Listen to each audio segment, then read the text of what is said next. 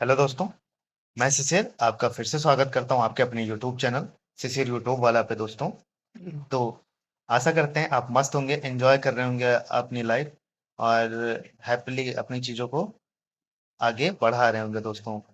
तो सबसे पहले तो मैं तहे दिल से आपका धन्यवाद करना चाहता हूं दोस्तों कि आप लोग इतना प्यार दे रहे हैं अपने इस यूट्यूब चैनल को। धीरे धीरे से ही हमारी फैमिली लगभग 400 के करीब होने वाली है। तो ऐसे ही आप लोग अपना प्यार बनाए रखिए। मैं आपके लिए ऐसे ही बेहतर से बेहतर कंटेंट लाता रहूंगा दोस्तों, और जो कि बिल्कुल फ्री ऑफ कॉस्ट है, कोई पैसे नहीं लगने इसको। और एक ऑथेंटिक कंटेंट जो कि एकदम जीरो से चीजों को ला रहा हूं मैं। मतलब आपको अगर कोई भी एग्जाम लगभग देने जा रहे हैं तो क्वेश्चंस आपको यहाँ से मिल जाएंगे, क्योंकि मैं किसी चीज को छोड़ नहीं रहा हूँ।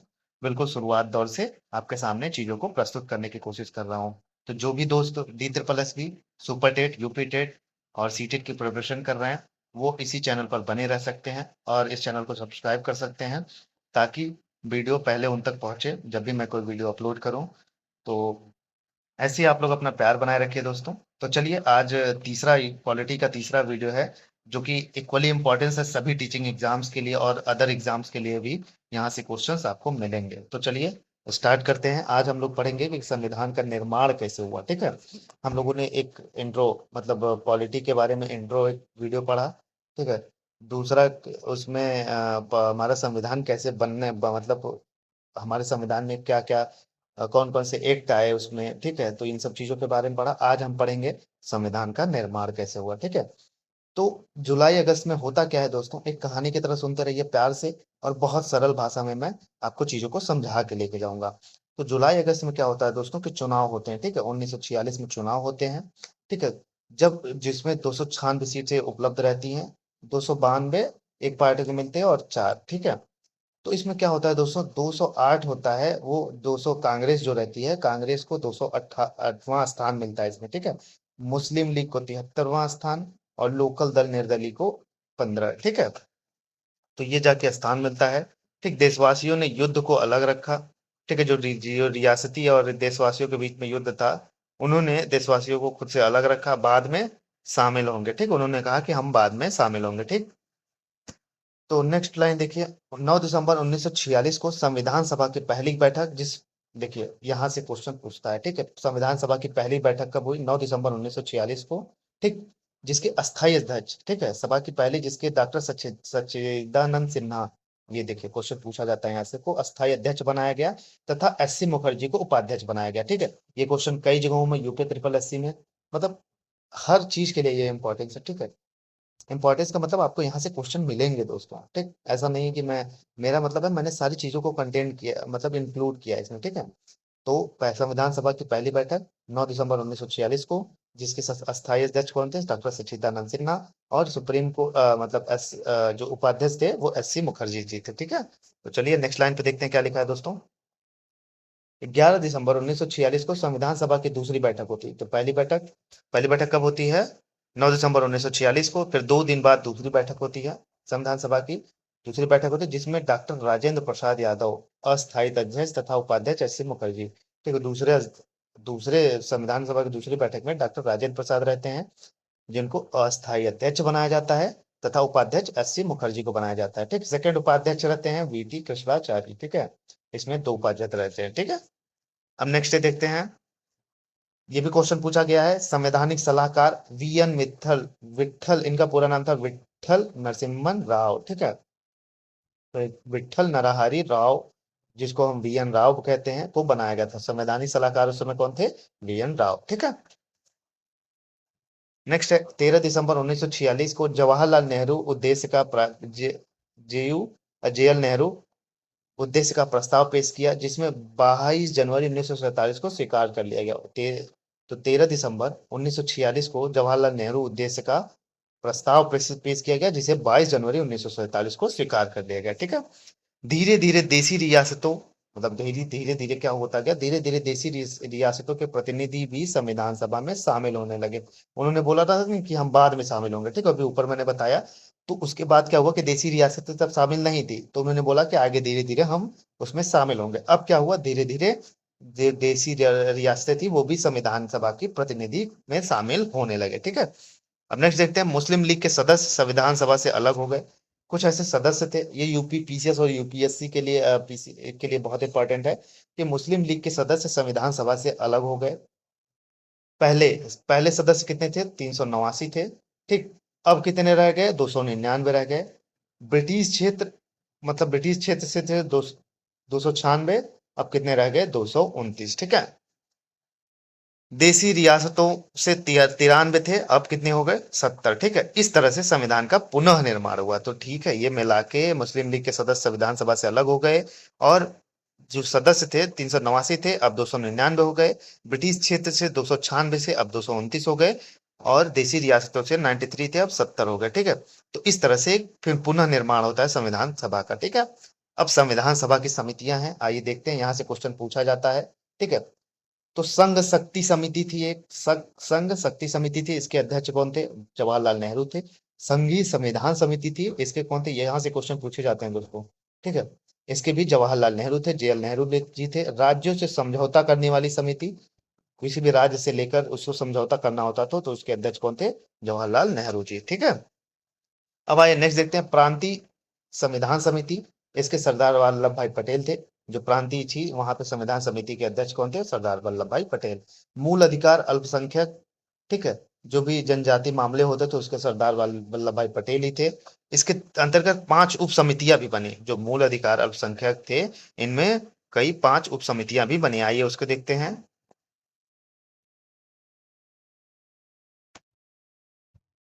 मौलिक अधिकार उप समिति जेबी कृपलानी थे इसके। अल्पसंख्यक उप समिति एचसी मुखर्जी थे। अंतर पूर्व सीमांत जनजाति असम को छोड़कर गोपीनाथ बख्श थे। ठीक है। गोपीनाथ बारदोलोई। ठीक है। बारदोलोई। तो ये तीसरा उप समिति हो गए। ठीक है। चौथा, छोड़े गए व आंशिक रूप से छोड़े गए क्षेत्र उप समिति के थे। ठीक है। तो इसके ये भी ठक्कर थे। ठीक। उत्तर पश्चिम फ्रंटियर जनजाति मामले में, उत्तर पश्चिम फ्रंटियर जनजाति मामले के इन्हें बुलाया नहीं गया, पाकिस्तानी क्षेत्र में चले गए। ठीक है। इनको बुलाया नहीं गया, ये पाकिस्तानी क्षेत्र में चले गए। ठीक। प्रक्रिया नियम समिति के अध्यक्ष थे डॉक्टर राजेंद्र प्रसाद। ठीक है। प्रक्रिया नियम समिति के डॉक्टर राजेंद्र प्रसाद थे। संचालन समिति के डॉक्टर राजेंद्र प्रसाद थे। ये क्वेश्चन पूछा गया है कि संचालन समिति के अध्यक्ष कौन थे?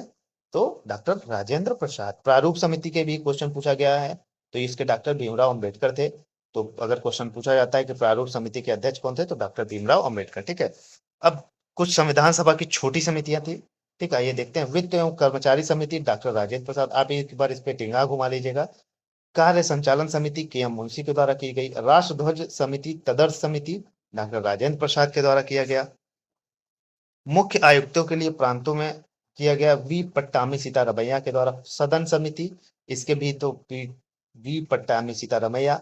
प्रत्यात्मक पत्र समिति अल्लादी कृष्णा स्वामी अय्यर। ठीक है। सर्वोच्च न्यायालय के लिए तदर्थ डॉक्टर वादाचार्य थे। संविधान सभा के कार्यों के लिए समिति जीवी मालवांकर थे। ठीक है सर, जो संविधान सभा के कार्य थे उसकी समिति के लिए जीवी मालवांकर थे। संघीय संविधान के व्यक्ति प्रावधान नलिनी रंजन सरकार थे। ठीक है, सदस्य भी थे ये। प्रेस दीर्घा समिति, ये इंपॉर्टेंट नहीं है दोस्तों, बट एक बार नजर घुमा लीजिए, यहाँ से क्वेश्चन पूछे जाते हैं। उमानाथ सेन थे। नागरिकता संबंधी तदर्थ समिति एस वारदाचारी थे। भाषाई प्रांत आयोग एस के घर थे। प्रारूप संविधान जांच के लिए विशेष समिति जवाहरलाल नेहरू थे। ठीक है। अब आइए प्रारूप समिति के बारे में देखते हैं। ड्राफ्टिंग कमेटी जिसको हम लोग बोलते हैं दोस्तों, 29 अगस्त 1947 को गठित हुआ। तो ये क्वेश्चन पूछा जा सकता है कि प्रारूप समिति का गठन कब हुआ था? तो 29 अगस्त 1947 को प्रारूप समिति का गठन हुआ था। ठीक है। अब आइए देखते हैं इसके अध्यक्ष, इसके बारे में। इसके पहले अध्यक्ष थे डॉक्टर अंबेडकर। ठीक, डॉक्टर भीमराव अंबेडकर। पूर्वी बंगाल से पहले चुने गए, जब पाकिस्तान में चला गया तो बंबई चुना गया। ठीक है। अब आइए इसके सदस्य देखते हैं। ड्राफ्टिंग कमेटी के सदस्य कौन कौन थे? ये क्वेश्चन यूपीएससी में पूछा जाता है। एन गोपाला स्वामी आयंकर थे। अल्लादी कृष्णा स्वामी अय्यर थे। डॉक्टर के एम मुंशी थे। सैयद मोहम्मद साफुल्ला थे। एन माधव राव थे। बीएल के स्थान पर इस्तीफा दे दिया था इन्होंने। टीटी कृष्णमचारी थे। ठीक है। संविधान सभा में आइए महिलाएं कितनी थी? टोटल 15 महिलाएं थी। आइए इसको देखते हैं दोस्तों। सुचेता कृपलानी थी यूपी से। विजय लक्ष्मी पंडित थी यूपी से। पूर्णिमा बनर्जी थी यूपी से। कमला चौधरी थी यूपी से। बेगम रजाज रसूल थी यूपी से। राजकुमारी अमृत कौर ये मध्य प्रांत से थी। सरोजनी नायडू बिहार से थी। हंसा मेहता बंबई से थी। जी दुर्गाबाई मद्रास से थी। और पच्छयानी मद्रास से थी। तो ये 15 महिलाएं थी टोटल। ठीक है। जो संविधान सभा में महिलाएं थी, ठीक है। और 11वीं थी उम्मू स्वामीनाथन, जो कि मद्रास से थी। मालती चौधरी उड़ीसा से थी। रेणुका राय पश्चिम बंगाल से थी। लीला राय पश्चिम बंगाल से थी। एनी मस्किरिनी श्रामबरपुर से थी, ठीक है। तो ये सब 15 महिलाएं थी जिनको मैंने नाम दिखा दिया। उतना जरूरी नहीं है, बट एक दिमाग में रहना चाहिए, ठीक। अक्टूबर 1947, बीएन राव ने संविधान का प्रथम प्रारूप तैयार किया। बीएन राव भाई थे जो हमारे संवैधानिक सलाहकार थे। इन्होंने क्या किया कि प्रथम प्रारूप तैयार किया, ठीक है, अक्टूबर 1947 में। अनुच्छेद 243, इसमें अनुच्छेद 243 थे, अनुसूचियां 13 थी, ठीक। इसे प्रथम प्रारूप को विचार के प्रारूप समिति के पास भेजा गया। मतलब ये प्रथम प्रारूप का तक जो था, इसको प्रारूप समिति के पास भेजा गया, ठीक है। इस पे विचार करिए। नेक्स्ट देखते हैं क्या होता है उसके बाद। 21 फरवरी 1948 को दोस्तों को संविधान सभा के समक्ष संविधान के इस प्रथम प्रारूप को विचार के लिए रखा गया।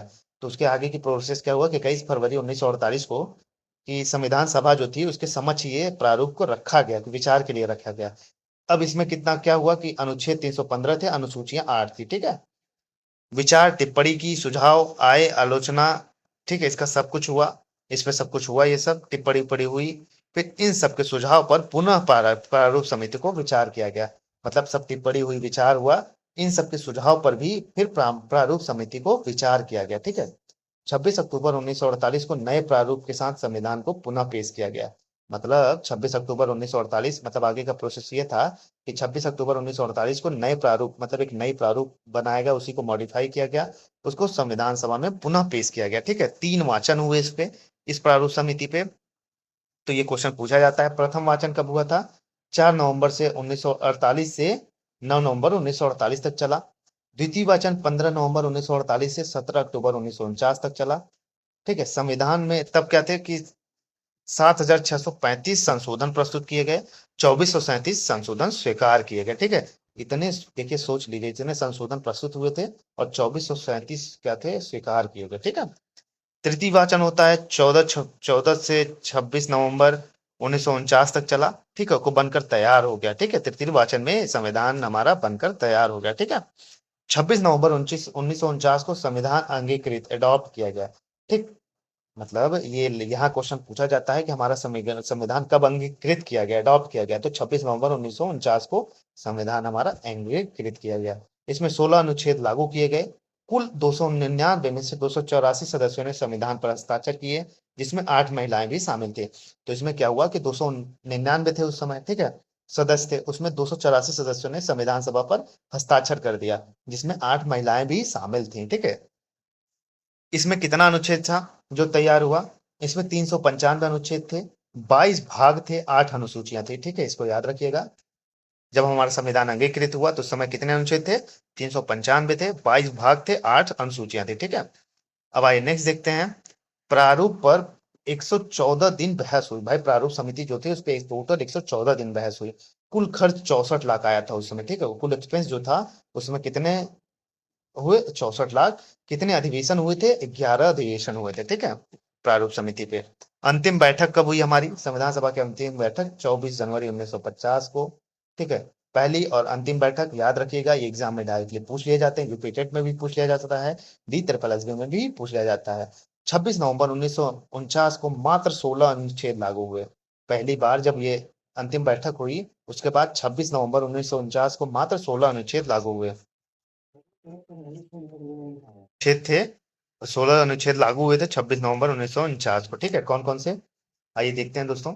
अनुच्छेद 5, ठीक है, अनुच्छेद 6, अनुच्छेद 7, अनुच्छेद 8, अनुच्छेद 9, अनुच्छेद 60, ठीक है। अनुच्छेद 324, 366, 367, 379, 380, 388, 391, 392, 393, 394, ये 16 अनुच्छेद थे जो उस समय लागू हुए थे 26 नवंबर 1949 को। अब संविधान सभा के कुछ अन्य कार्य थे, यहाँ से क्वेश्चन पूछे जाते हैं, इसको नोट करिएगा। 22 मार्च 1947 को राष्ट्रध्वज अपनाया गया। हमारा ये क्वेश्चन यूपी ट्रिपल एससी में पूछा गया था कि हमारा राष्ट्रध्वज कब अपनाया गया? 22 मार्च 1947 को। 24 जनवरी 1950 को हमारा राष्ट्रगान या राष्ट्रगीत अपनाया गया। ये भी क्वेश्चन पूछा गया है कि 24 जनवरी कब हमारा राष्ट्रगान या राष्ट्रगीत अपनाया गया? 24 जनवरी 1950 को, ठीक है। डॉक्टर राजेंद्र प्रसाद को उस समय राष्ट्रपति चुना गया, ठीक है। इस समय डॉक्टर राजेंद्र प्रसाद को राष्ट्रपति चुना गया हमारे तो दोस्तों ये था एक छोटा-सा व्यू था, मैंने पूरा एकदम अच्छे से समझा दिया आपको एकदम सहज और सरल भाषा में। आशा करता हूँ कि चीज़ें आपको समझ में आई होंगी और संविधान का निर्माण इस तरह से हो गया, अब धीरे-धीरे हम संविधान के निर्माण तक पहुँच गए। अब हम आगे वीडियो में पढ़ेंगे संविधान की विशेषताएँ क्या है, ठीक है? संविधान में अनुच्छेद कहाँ से कहाँ से चीज़ें क्या-क्या ली गई, ठीक है? हमारे संविधान में कहाँ से क्या-क्या लिया गया, तो इन सब चीज़ों के बारे में फिर धीरे-धीरे fundamental rights, fundamental duties, DPSP, धीरे-धीरे राष्ट्रपति, प्रधानमंत्री, सब चीज़ों को हम लोग एकदम विस्तार से पढ़ेंगे और कोई टॉपिक हमारा नहीं छूटने वाला है दोस्तों। तो ऐसे ही आप लोग अपना प्यार बनाए रखिए अपने इसी यूट्यूब चैनल पे। तो फिर मिलेंगे एक नई जोश और नई ऊर्जा के साथ। वीडियो पसंद आए तो सब्सक्राइब ज़रूर कर लीजिएगा। अपना कमेंट ज़रूर करिए, कोई फीडबैक हो तो कमेंट करिए, हमको मोटिवेशन मिलता है और मैं उसको सुधारने की कोशिश करता हूँ क्योंकि आप ही हमारे सब कुछ हैं। एक धीरे-धीरे हमारा परिवार बनता जा रहा है, अच्छा लग रहा है, मोटिवेशन फ़ील हो रहा है और मैं आपके लिए ऐसे ही बेहतर से बेहतर कंटेंट लाता रहूँगा। तो चलिए दोस्तों, फिर मिलेंगे एक नई जोश और नई ऊर्जा के साथ, आपके अपने यूट्यूब चैनल शिशिर यूट्यूब वाला पे। हँसते रहिए, मुस्कुराते रहिए, चाहे जहाँ रहिए, आबाद रहिए। जय हिंद, जय भारत।